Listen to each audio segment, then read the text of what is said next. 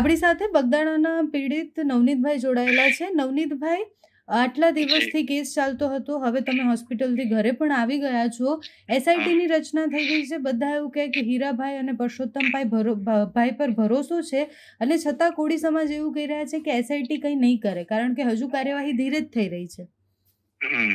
ના બેન, હજી તો સ્ટાર્ટ થયું છે ને, તપાસની શરૂઆત થઈ છે. આરોપીઓના આરોપીઓના રિમાન્ડ મંજૂર થયા છે. તો આગળ તપાસ થશે, આગળ તપાસ કરશે સત્યની દિશામાં. તમને વિશ્વાસ છે ને કે તપાસ સરખી થશે? હા, એ મારા ભાઈઓ, મારો સમાજ મારી જોડે છે, મીડિયા મિત્રો સાથે છે, જે કઈ સત્ય છે બહાર લાવે છે. અમને વિશ્વાસ છે કે સત્ય તપાસ થશે ને જલ્દી બહાર આવશે. થોડા દિવસ પહેલા જ્યારે સુરતથી બધા આગેવાનો, ઋષિ ભારતી બાપુ ને બધા હોસ્પિટલ આવ્યા, ત્યારે જ્યારે હોસ્પિટલના પટાંગણથી આખું ભાષણ ને બધું કરવામાં આવ્યું, એમાં એવું કહેવામાં આવ્યું કે કોળી સમાજના નેતાઓ ઉપર પણ અમને ભરોસો નથી, એટલે સીધી વાત હીરાભાઈ માટે થઈ રહી હતી. ચૂંટણીમાં બતાવી દઈશું એવી વાત પણ કરવામાં આવી.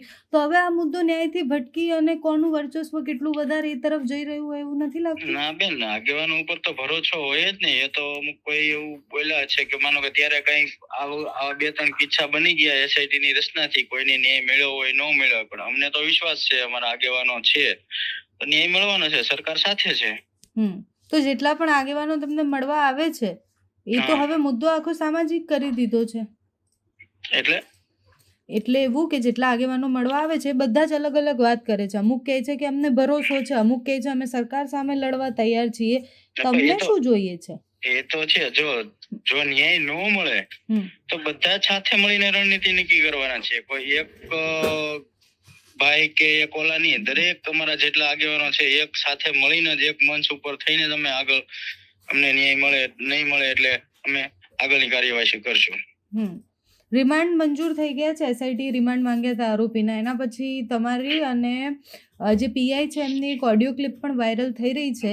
પીઆઈ સાથે એ સમયે શું વાત થઈ હતી? પીઆઈ ડાંગર સાથે જે મારે ઘટના બની છે, જે કઈ બની હતી, મેં બધી એને સંપૂર્ણ વિગત એને પહેલા જ આપી દીધી હતી. મારે ફરિયાદ લખ્યા પહેલા શું બનાવ બન્યો છે. પછી બેન એવું કીધું મારી ઉપર તમે ભરોસો રાખો, હું બધું ભેગું કરી દઈશ, મુખ્ય આરોપી સુધી હું આ બધું પહોંચાડી. પણ બેને આખો કેસ મારો ડાયવર્ટ કરી દીધો.